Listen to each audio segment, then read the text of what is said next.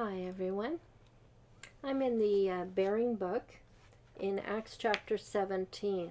The next portion covered is verses 10 to 15, which we will read in the New World Translation, the Silver Sword Edition. So verses 10 to 15. Immediately by night the brothers sent both Paul and Silas to Berea. On arriving, they went into the synagogue of the Jews. Now these were more noble-minded than those in Thessalonica, for they accepted the word with great eagerness of mind, carefully examining the Scriptures daily, to see whether these things were so. Therefore many of them became believers, and so did quite a few of the reputable Greek women, as well as some of the men.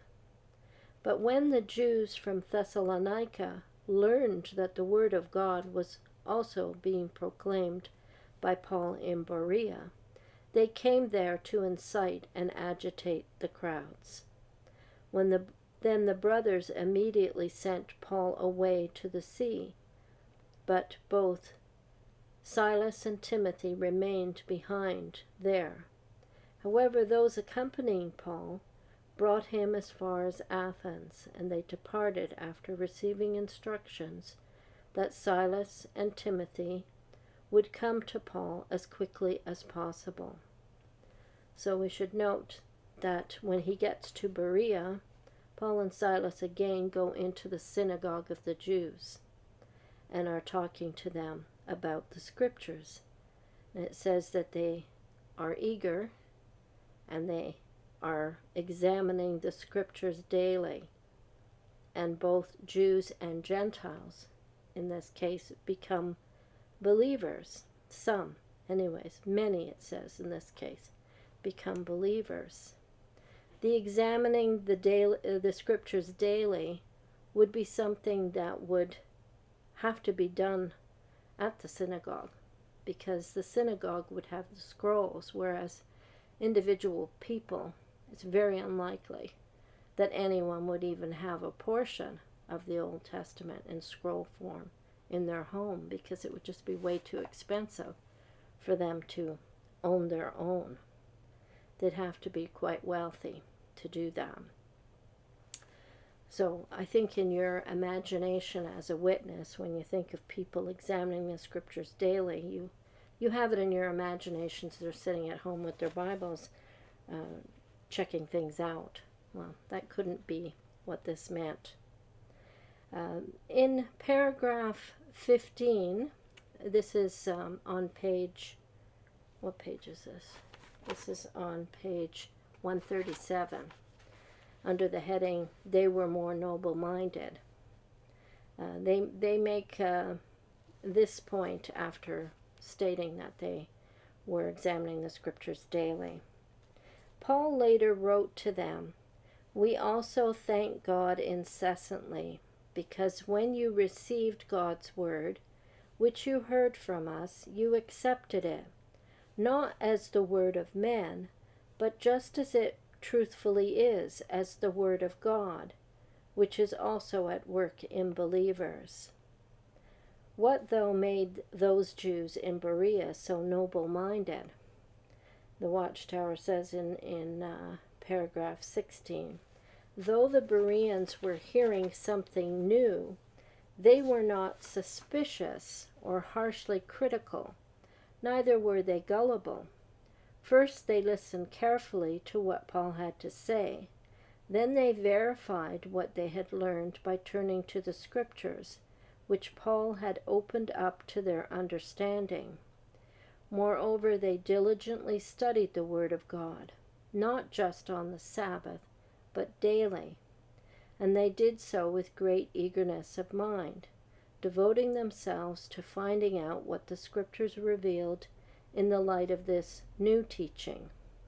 Then they proved humble enough to make changes, for many of them became believers." So we already dealt with how you imagine they were checking the Scriptures daily. It wasn't through personal perusing of a Bible at home. They accepted what Paul was revealing to them, because where was he going? He was going to the scriptures, their own scriptures, which they believed was the Word of God. So it wasn't a matter of a choice. We'll believe some men, or we'll believe what the scriptures say. They were reading and telling them not some new doctrine. They were telling them who the identity of the Christ was that was spoken of in the scriptures that they were looking at. So that was what was new. It wasn't, it was the identity of Christ, who the Messiah was, and how it was fulfilled in the person of Jesus that was being presented to them. Not an unprovable spiritual understanding of Scripture, which is what we received as witnesses. Oftentimes, yes, they'll go to a Scripture, but then they'll tell you this is what it means, and it's not what it says. It's a spiritual understanding, and then you can make it mean almost anything. And so that's what I've learned since leaving the witnesses, is that you should respect the word itself, what it says, not some spiritual understanding of what it means. Okay, what else did I have written down here?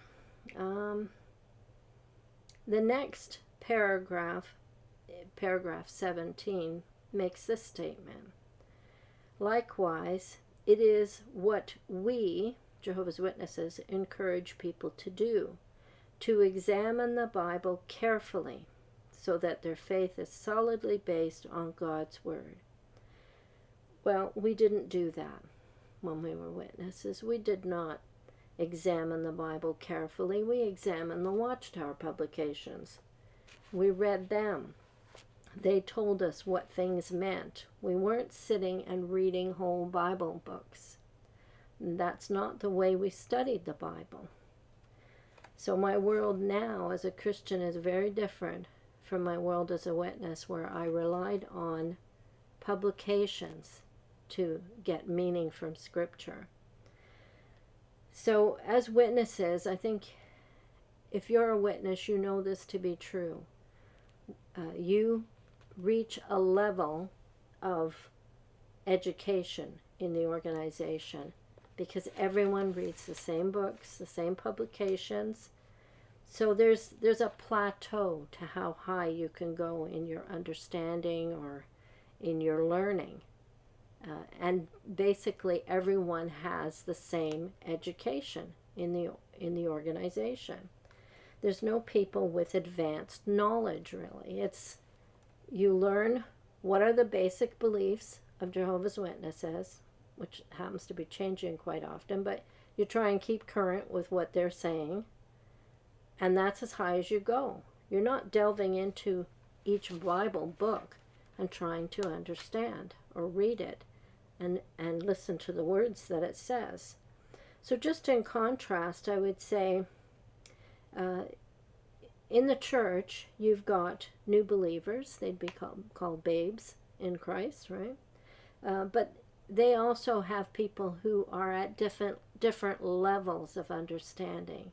As they're in the church, they are growing. Now, some people do stop growing. They remain babes or adolescents, but there's potential to become an adolescent Christian, and a mature Christian, an advanced understanding Christian. There's levels.